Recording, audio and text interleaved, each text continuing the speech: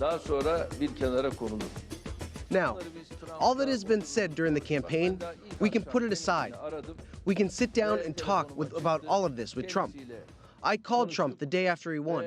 He answered the phone and I talked with him. We agreed there's a lot to be done in regard to Turkey-U.S. relations in the future. Yapacağımız çok şey. Turkey's President Recep Tayyip Erdogan there on the prospect of working with US President-elect Donald Trump. And there's arguably work to be done with Turkey's other partners as well, following this summer's attempted coup. Turkey's response has tested relations with countries concerned about human rights, and it's been bad for business. Growth has been revised down to just 3% this year and will be... The number of foreign visitors is down by nearly a third year to date. But the government says it contributed to a small drop in inflation and expects the economy to pick up. Well, with that in mind, our business correspondent Owen Fairclough talked to Ekim Alptekin, chairman who has along the economic fallout from the attempted coup. After such a traumatic event, clearly we're still under the effect of sort of the aftermath of this the events on July 15th, but I think we're recovering very quickly. You have to accept, though, that anybody that was looking perhaps at investing in Turkey would see the events of the last 3 months and just think, no way, I'll put my money elsewhere. That has to be acknowledged. I empathize with that. What I ask our viewers to empathize with is that, yes, if you see tanks on the streets, it's a terrible image, and that's certainly not what the investors want to see. But the flip side of it is, think about how resilient a country must be if it can overcome that so quickly. And as someone who was on the streets that night, I couldn't reach my home until the next day.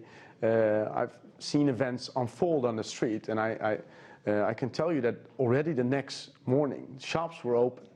People were, of course, traumatized by what happened. I don't think there's any other country in the world where that would be able to so quickly recover from something as traumatic as what we experienced that day. Is there a sense, though, that Turkey has to almost start again? I can remember 2008, nearly 10 years ago, when European economies were crashing. People were looking at Turkey and saying, look at this fast-growing economy, getting lots of positive headlines as a place to invest. You don't really read that anymore. Now we've had this attempted coup. Isn't there a sense of Turkey having to do all this legwork all over again? I agree with you. In those years, there was sort of the dream years where year-over-year growth was second only to China. Of course, today, numbers are lower, but they're lower globally.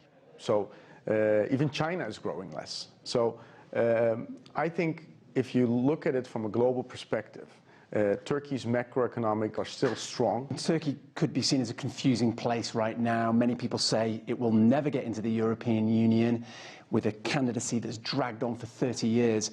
There are alternatives in Russia and China. If you were talking to a Turkish businessman who's looking to export, wouldn't you say you should be looking east, not west?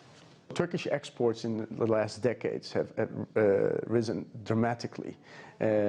Partly that's because we learned how to trade. Because of the customs union, which was at first difficult for us, we learned how to be a more efficient manufacturer, how to set certain quality standards that are common in Europe.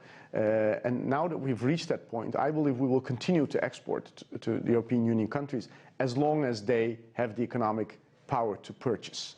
For us, it's not a matter of being a member or not. That's not the real issue. It is really the issue. I would put it to you. You can't continue with a relationship where, for example, a businessman who wants to go simply to a trade fair has to apply for a visa or cannot spend more than 3 months at any one time. That's just not realistic for people who want to establish a business, who want to export, who want to really invest in Europe. It's not a solution. The number of people who apply for a visa and actually get it is in the high 95% in Turkey. So although it's a bureaucratic hassle, it really cannot be seen as a structural obstacle to trade. This also means that there is really no need for the visa process anymore. If there are a few rotten apples, you can filter them out at the border. But if I were a businessman and you were telling me this, I would be taking from this conversation that the visa liberalization process will never happen and you simply have to find a way around it or continue as things are. I think that there is enough reasons to liberalize the visas in Turkey. And I believe it will happen eventually. I think Europe will in the end understand that it's a problem for them as well. It's not just us asking for something that is fantastic for us and hurts them. No, it's win-win actually.